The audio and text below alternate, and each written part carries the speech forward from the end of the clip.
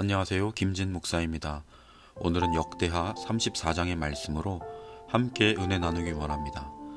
남유다에는 3대 성군이 있었습니다. 오늘 말씀은 그중 마지막 왕 요시야에 대한 말씀입니다.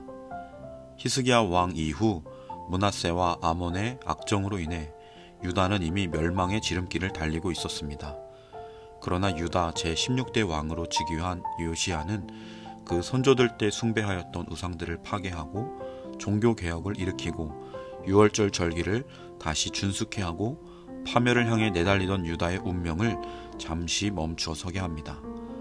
요시야는 우상을 제거하는 운동을 합니다. 그리고 퇴락한 하나님의 성전을 수리하기 위해 준비하고 시행합니다. 그렇게 성전을 수리하는 중에 율법책을 발견합니다. 그리고 그 말씀과 여선지자 훌다의 권고를 듣고 회개합니다. 그 후 그 율법책을 백성들에게 들려주고 하나님의 말씀 앞에 온 나라가 바로 서게 합니다. 요시야는 8살에 왕이 되었고 즉위한 지 12년과 18년에 우상을 제거하고 성전을 성결케 하는 등 종교개혁을 합니다. 그 아버지 왕 때는 상상할 수 없는 거룩을 향한 몸부림의 모습입니다. 이것은 참으로 하나님의 특별한 은혜입니다.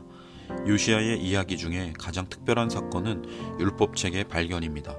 율법책이 언제 분실되었는지, 심지어 이전의 선한 왕들, 예를 들어 히스기야 때에도 이 율법책이 없었는지는 분명치 않습니다. 본문이 설명하지 않습니다. 그러나 본장에서 중요하게 강조하는 것은 율법책이 발견된 사건 자체입니다. 그리고 그 말씀 앞에 왕으로부터 온 백성이 회개하고 언약을 갱신한 것입니다. 하나님의 심판은 므낫세의 죄로 인해 확정되고 진행되고 있었습니다.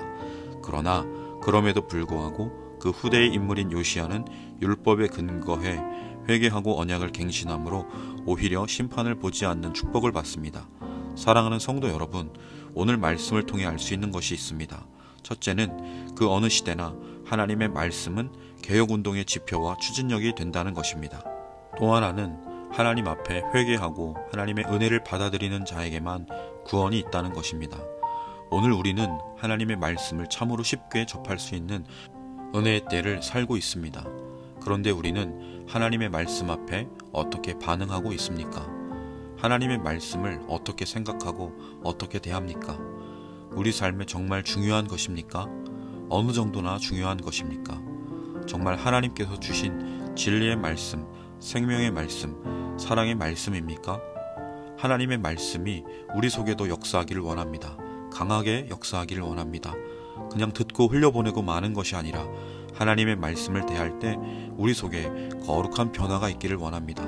요시야처럼 철저한 회개가 있기를 원합니다.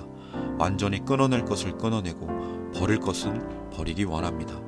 우리 삶의 잘못된 삶의 습관을 버리기 원합니다.